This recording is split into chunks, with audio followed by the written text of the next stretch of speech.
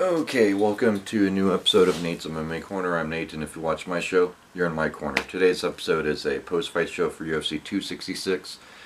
Post-fight fight of the main card with my afterthoughts as always. Excuse me. So, this was a great main card. This pay-per-view reminded me of why I love this sport so much. Great fights from top to bottom. Great finishes, hard-fought fights.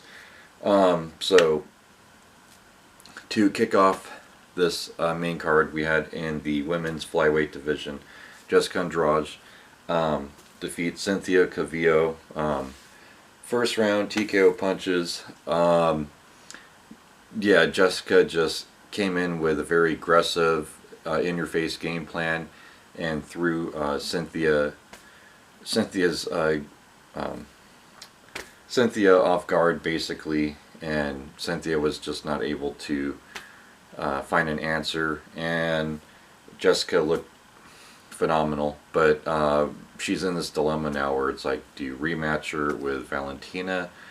Does she have to fight a couple more times to get another title shot? How does this work? Because she just recently lost to Valentina, so who knows?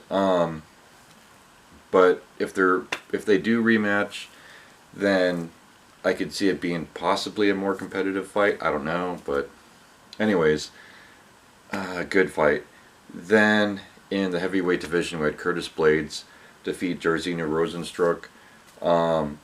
Curtis Blades, I knew the wrestling would be there. He landed at least one takedown per round, I believe it was, and that got him the fight. I mean, he just got some ground and pound in there and worked en route to a decision, and it was a smart game plan. And I was telling a guy that was sitting next to me at the sports bars watching this saying this is what Junior Dos Santos should have done against Jairzinho, is take him down, take him down, take him down, because Junior trained in wrestling extensively to fight Shane Carwin, and then when he was supposed to fight Brock, he trained extensively in wrestling, so he has those tools and he didn't use them.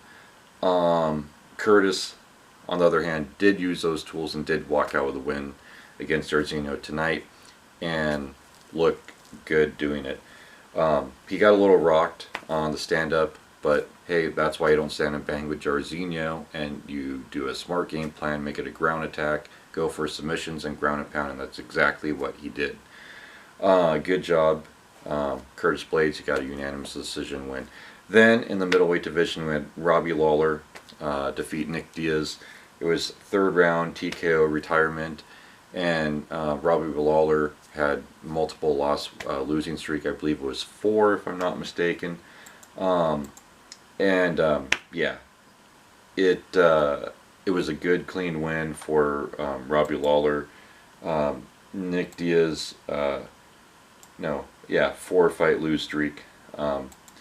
Nick Diaz landed some good, clean shots and looked like he was hanging in there. Yeah,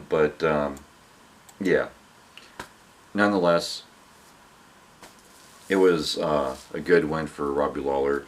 A good striking battle, and I think, Nick tried his best, and just Robbie was the better fighter on this card.